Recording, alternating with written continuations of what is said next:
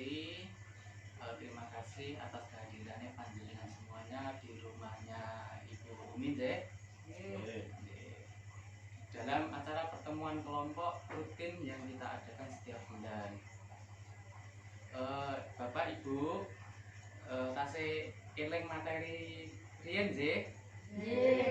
pun dipraktekne sendiri ya. Sampun. Alhamdulillah. Bapak Ibu yang saya hormati, jadi pada materi hari ini kita akan belajar tentang kekerasan yang terjadi pada anak. Ibu-ibu, dek wau sampun kula sampene enten kasus yang terjadi pada Nina. Nina niku diseneni kalih ibuke gara-gara napa? Mboten purun sekolah. Kinten-kinten Bu, Pak, jenengan nek ngertos kasus kados mekaten, napa ingkang jenengan badhe lakukan? Kira-kira napa, Ibu? Monggo Bu Ida, pendapatnya pripun nek ningali kasus kados mekaten? Ditulungi larene. Larene tulungi. Nggih. Nggih. Sinten malih? Kira-kira dinapa malih? Perlu dinasehati nggih. Sing dinasehati sinten? Ibu. Nggih, nek saged jenengan iku sebagai warga masyarakat nggih kedah saged niku nggih mencegah terjadinya kekerasan yang terjadi pada anak. Sebisa mungkin dicegah. Ibu-ibu, saya ulangi, kalau terjadi kekerasan di lingkungan sekitar jenengan, yang jenengan lakukan yang pertama apa lakukan? Yang pertama tadi, kalau melihat kasus kekerasan terjadi pada anak, yang jenengan lakukan yang pertama adalah menolong anaknya. Pintar. Bisa kita lakukan dengan menolong anak. Yang kedua, menasehati. Menasehati siapa? Orang tuanya. Menasehati orang tuanya. Ini kasus yang terjadi pada Nina. Kira-kira apa lagi? Melaporkan. Ya, pintar, melaporkan. Biasanya pada siapa, Ibu? Iya, pintar. Bisa kepada RT ataupun perangkat desa yang lain. Matur suwun, Bu Ida, jawabannya bagus sekali. Coba bisa diberikan tepuk tangan untuk Bu Ida. Namanya tepuk hebat. Bisa Ibu-ibu tepuk hebat? Bisa. Tepuk hebat, coba nanti dikirakan. Tepuk hebat ini. Tepuk hebat. Hebat. Mantap, gitu nggih. Bisa nggih? Coba bersama-sama. Tepuk hebat. Hebat. Mantap. Iya, terima kasih untuk Bu Ida. Sekali. Jadi Ibu, Bapak, jika kita melihat kasus kekerasan yang terjadi pada anak, yang bisa kita lakukan yang pertama, kita bisa menolong anak tersebut. Yang kedua, kita bisa menasehati orang tuanya. Kalau orang tuanya yang melakukan kekerasan. Yang ketiga, kita bisa melaporkan kepada RT atau perangkat desa setempat. Itu Ibu-ibu yang bisa kita lakukan. Oke, Ibu-ibu, untuk selanjutnya saya akan memutarkan film.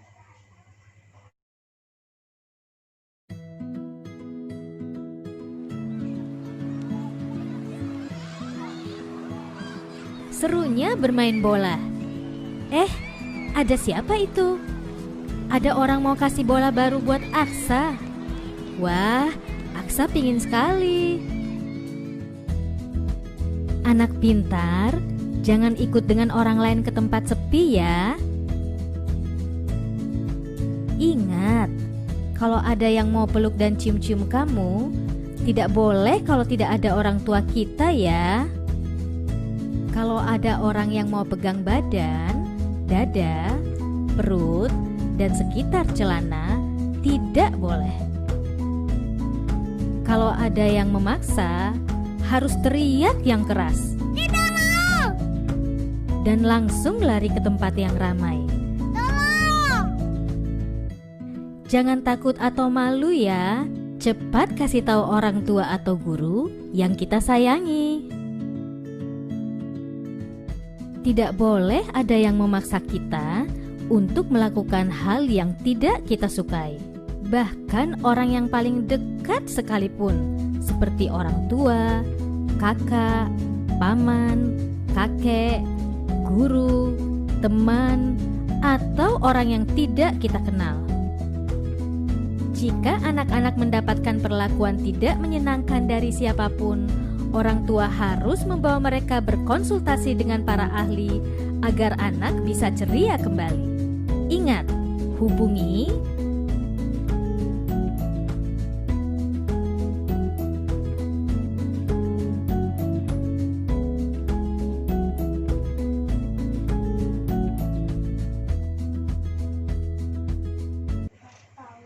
Sampun Ibu, Bapak, dari film yang sudah saya putar, kira-kira ada tanggapan yang bisa disampaikan? Dari film tadi isinya kira-kira apa, Ibu? Menasihati anak-anak dekat orang lain, orang yang tidak dikenal. Iya, kalau tidak didekati orang tidak dikenal maka jangan mau ya. Nah, selain itu apalagi tadi? Jangan mau jika apa? Iya, disentuh di bagian-bagian tertentu. Ya, Ibu. Terima kasih untuk jawabannya. Coba perhatikan flipchart, Ibu. Flipchart sesi 11, cara mencegah kekerasan keluarga. Yang pertama, bisa dibaca Bapaknya? Mami, hukum. Tumbuh kembang anak. Memahami tumbuh kembang anak. Yang kedua, menjadi pendengar yang baik anak sebagai teman berdiskusi. Yang ketiga, membantu kesulitan anak terlibat dalam kegiatan sekolah. Jadi orang tua harus terlibat dalam kegiatan sekolah. Kalau anak mengalami kesulitan harus membantu. Yang selanjutnya, tidak menghardik atau menghakimi anak apabila di depan orang. Menghardik itu apa? Menghardik itu ada apa? Nyeneni nyentak, iya disentak, disentak sama peung. Ya nggak boleh. Selanjutnya, tidak memberi julukan yang negatif pada anak. Manggil anaknya dengan julukan yang negatif, yang jelek, nggak boleh. Selanjutnya, mengenali pergaulan atau teman-teman anak. Orang tua harus mengenali pergaulan anak-anaknya. Anak saya berteman dengan siapa ya, temannya baik atau tidak, harus dikenali.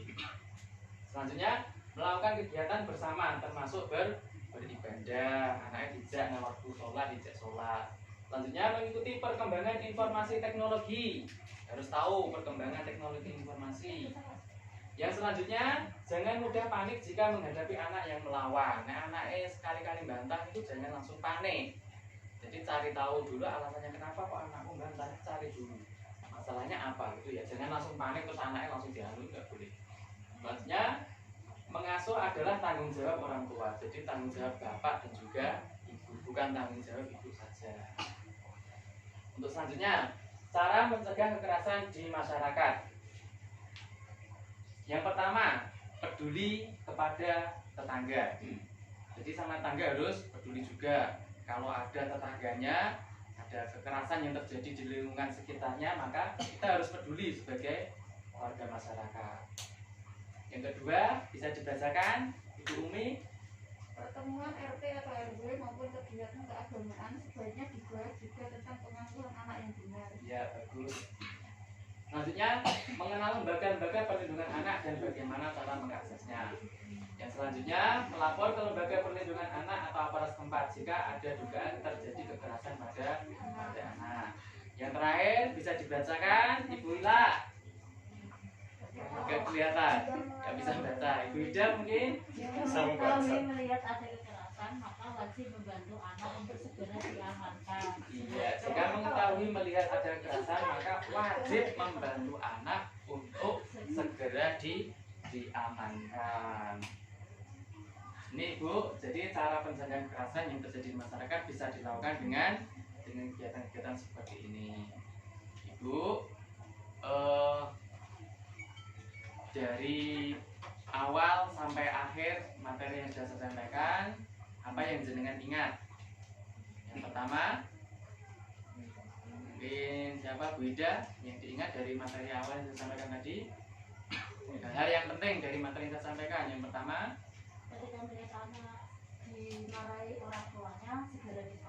Iya, ketika melihat anak dimarahi orang tuanya harus segera ditolong. Mungkin yang lain, Bapak, mungkin Bapaknya yang masih diingat dari materi yang saya sampaikan.